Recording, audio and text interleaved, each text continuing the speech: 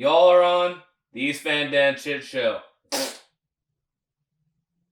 It just got extremely quiet in here. Yeah, totally. Yeah, especially that's after, rare. especially after we were told that they were going to start sound checking. Yeah. Yeah. But that's cool, man. Yeah. Please welcome Danny Bifurcated. Or how do you pronounce it? It's pronounced the Bifurcated. That's what what's her face was saying. Yeah. I'm bad with names. But I'll always remember your name because Danny. We have the same We got fucking the name. same name, man. Yeah, man. So yeah, I listened to your album Lemonade. Sorry. See, Lemonade. I'm bad with names. All good. Kind of has like an industrial kind of sound to it. Also, I know you play here a lot. Yeah, I think this is my third time playing here. Yeah, well, I've seen like various posters. So sooner or later, if like you play here, I'll find you. Yeah, right. Yeah, So, man. Awesome. So take us back to the beginning. Where are you from? How'd you get into music? All that jazz. So, I'm from Ontario. I was born and raised in Ontario in a small town. Not really much to do other than when I was growing up, you'd go ride your bike and play with a stick before phones and internet and anything. My biggest go-to was drumming. All my friends played video games. I wasn't really into it. My friends would all be playing Super Mario, and I'd be off in my dad's studio playing the drums. And I would always jump on the kit with my dad's band and fill in for their drummer, so he could have a smoke break and go grab a beer or whatever, right? And then as I got older, in high school, I started getting into bands, like new metal bands, new metal and pop punk. Then I I was always like, this electronic music, man, this stuff's lame. Like, this is just not up my alley. And if back then you would have told me that now I'm turning 40 and I'm going to be producing electronic music and playing drums and wearing this robot helmet on stage, pretending to be a DJ, and I love it. I would have told you to go to hell. You're like, I'm not going to do that. I'm not ever going to be doing that. So sometimes these things change, right? So now, like, I don't know, my whole outlook on what music is and what a music production is has totally changed from when I started playing music. Yeah. So like when you say like pop punk and new metal, like what? I mean, I have an idea of what that means. But Yeah. What bands? So the pop punk band, we were really influenced by Sum 41 and Blink 182. I mean, Travis Barker, you can't go wrong with that guy, right? Yeah. And new metal, I had a friend in high school who he played guitar, and he was like, man, we got to jam, but before we do, I want you to listen to this cassette tape. And like, he handed me a cassette. That's how old I am. And so he handed me this cassette, and there was Metallica, Deftones, Nirvana. I think there was a Smashing Pumpkins song on there. Offspring was on there. Mudvayne, Slipknot, System of a Down. So all that kind of stuff. And when we started jamming, our focus was on being like Korn, Mudvayne, Slipknot, and System of a Down, like the big four new metal bands. Yeah. Are they? I kind of think they are. Korn's kind of off in their own things, like Deftones kind of are in there. Yeah, Deftones is like a little more like experimental sort of. Yeah, In a way. experimental. What do they say? Like sexy metal. Sexy metal. Sexy Is metal. that what they I don't say? I don't know. know. Or horny. Like Deftones is like the horniest metal of Really? all of them, right? Really? That's yeah. I mean, all of Chino's lyrics are about having sex. So, and secret societies and whatever. Mm. So, Yeah. So like, so you primarily do drums. yeah, I primarily do drums. I don't really play other instruments. Mm. When I was younger, I tried learning how to play guitar and bass. It never really worked This out. wasn't your thing. No, it wasn't my thing. And plus, like I've always been a drummer. My dad used to tap rhythms on my mom's belly when she was pregnant with me, Oh really? because he wanted to have a drummer to jam with. 'Cause my dad's an instrumentalist. He can play everything and anything.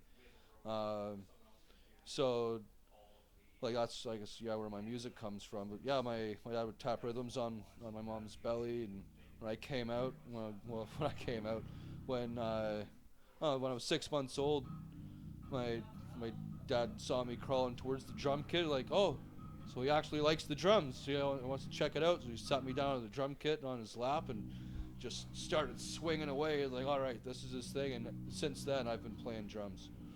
Yeah, I saw a video of you on Instagram. You're kind of like an octopus. Oh, thank you. Yeah, I'm jealous because like I can play guitar, I can do vocals. A shitty bass player. Just never. I owned a drum set. Just never could play it. Right. Just never could. Yeah. I think you have to be like very coordinated. Yeah, it's something you have to be like, yeah, very Either coordinated you have with. it or you don't. I I mean, I Right. think anyone, if they pick up a guitar and if they do it enough, they'll get something eventually. But yeah. drums is kind of Yeah, you have to be able to go at the same time Yeah, I don't. all the time. Yeah. Yeah, no, it's tough, and it's something that you can get really tired of. And even like practicing rudiments, like, okay, I want to try to start to advance my skills a little bit, so I'm going to start trying to learn these learn these other rudiments and patterns and whatever, like polyrhythms. And it's like sticks go flying across the jam space, right? You just get fed up, like, I can't do this, I suck, like, but not realizing how much ground you're gaining, right? I'm But, kind of going off. Sorry for interrupting. okay. Because something is. I'm curious. Like, how long are your sets? Because you're fucking going for like ever. Yeah, It's yeah. amazing. Oh, thank you. Yeah, Yeah, so you're my welcome. sets are about 40 minutes right now. Okay. I have about an hour's worth of material, of arranged material, and I'm working on techniques that I can utilize to. I'm working on, sorry, I'm working on techniques to utilize looping live. And instead of using like looping pedals, using my Roland SPDSX to trigger looping within my DAW. And I use Reaper, so the sky is the limit with Reaper. You can make it work like any other DAW there is. So you can set controls, so when you hit a pad, it turns on looping, and you hit it again, it turns it off. In certain areas, you can assign certain regions to certain functions. And it's really cool. I have some of that in my set, but trying to really get it down to remembering that it's there. And once I figure that out, then I'll be able to go for like 3 hours. Oh, sweet. And do some turn a grindcore moment into a trance moment. Nice. Yeah. Love it. So, Yeah. If your band's looking for their next gig, or you happen to be passing through Nanaimo, BC, and wanting to crush some beers and bang your fucking heads, well, look no further. Hit up the Globe Live Studio. Go to www.theglobelivestudio.com to check out their calendar or book your next gig. Be there or be square, baby. Yeah, Rich is pretty. He's a good man. yeah, Rich is awesome. Since day one, he just like let me. Just like I was in rehab when I started doing this. Oh, wow. So yeah, I'd be like on my. Sorry for going off No, it's topic okay. again. No, I'd be like. I'd have like you. When you're in like the rehab that I was in, it was kind of like not a rehab, but it was sort of. You'd have like a 3 hour ish window where you could like go off and do anything, but you have to be back curfew kind of, right? Right. So I'd come down here and fucking interview bands and then go back to rehab. Wow. Well, congratulations on your recovery, man. Oh, thank you. You're yeah, welcome. I just did just 2 years celebrated. Oh, right on, man. Yeah. Congratulations. Yeah, man. So like, okay, so you're from Toronto. Perry Sound. Okay. Yeah. So like, where are you? Where do you like reside? I live in New Westminster, BC. Oh, okay, New West. Okay, cool. Otherwise known as Vancouver. Yeah, yeah. I used to live in Vancouver too. Oh yeah. Yeah, I live. For anybody out there who doesn't know, I mean, I played in Grand Forks last summer.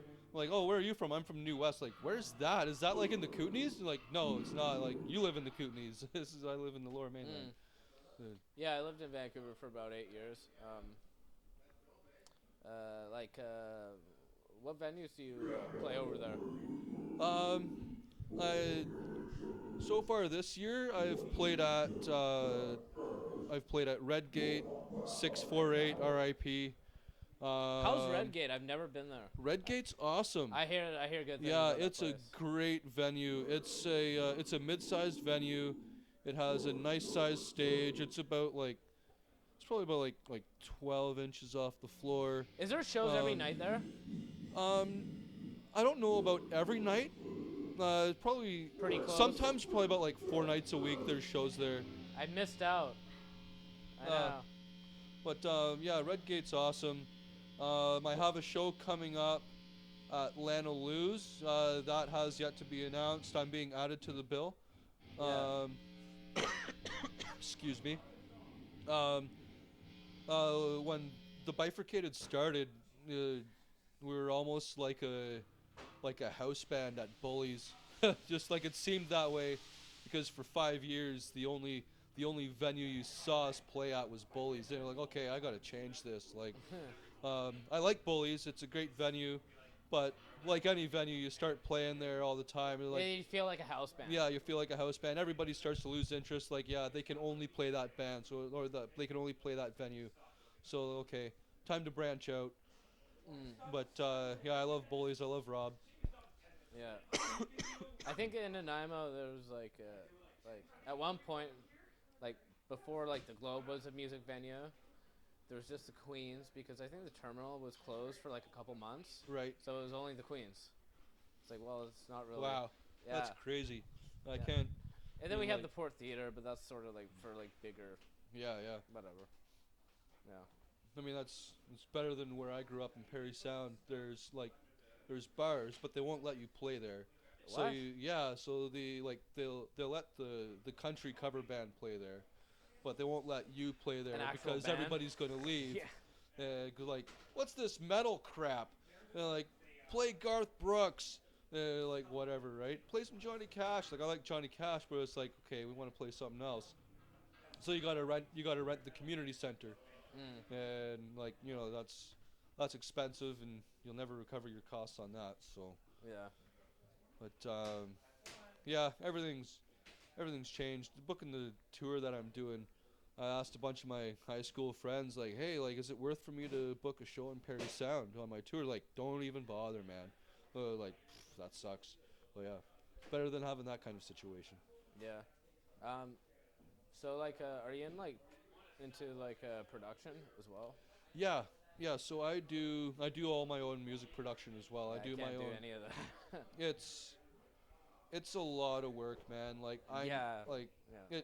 it takes a lot of time. It really helps that my dad is an audio engineer and music producer and sound designer and nature recordist.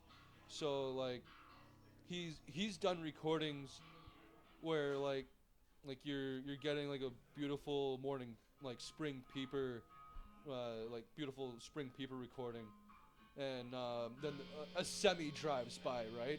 And then he goes into his stuff. He's like, "Watch, Dan, I'm gonna delete the semi," and just totally erases the sound of this 18-wheeler driving down the highway, right? You're like, what? And it was like without losing any of the tone or frequency of the spring peepers, like any of the crickets or any of that. Like, it's insane. So having a father who can do that kind of stuff and like walk me through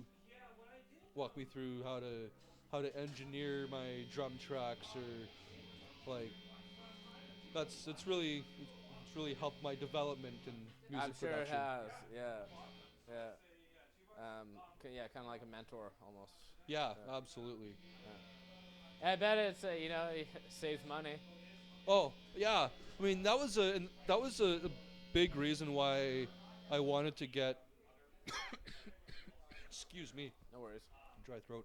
Um, that was a lot of the reason why I wanted to do the production on my own instead of hiring a producer. Like, okay, here's my drum beat. Can you produce something to this? Which I mean, that's what my ex bandmate was doing, but I also was like, okay, well, I want to write the music. I want to do the design. Like, how do I do this? Like, I messed around a little bit before last spring, but for the most part, like Lemonade, I dove in head first. Like, I don't know how I'm going to do this. I knew how to use a step sequencer, but I didn't know how I was going to use a step sequencer to write a song. And basically wrote an 8-beat phrase, cut it apart, looped certain parts of it, and like next thing I knew, I was like, holy crap, this is a song. Like, and like designing like my big snare bomb sounds. I recorded with my phone at work. I recorded my own hand clap in a concrete room, and I put zero reverb on it. Well, the hand clap you hear through that whole EP, the reverb tail, that's all natural, and that's straight from the audio from my phone. Damn. Like, yeah, and technology has allowed us to to Do it leap yourself. bounds. Yeah, Yeah. to do it. Or yeah, exactly. To have a total DIY production. Yeah, for sure. Not have to spend $10,000 on a record. I think my first album I spent 5. Yeah, And I don't remember recording it. man, that's crazy. Yeah, like a band I used to be in, we recorded a single, and we spent $2,000 on recording a single. Yeah, Pricey. yeah, it was a lot. Yeah. It was yeah, it was up there. So luckily I had just joined the band, so I didn't have to pay for it. I didn't have to pay anything. The old drummer paid for it. Thank goodness. Thank you, Kyle. But yeah, recording is crazy. Yeah, it is. It's like, I don't know, you start looking at the price tag of a recording, and then how much some of the gear costs. And it's like my another one of my bandmates for another band I'm in, we went in on a Behringer Jam box. Then I bought some drum mics, so it was like for $1,000, or for about $1,400.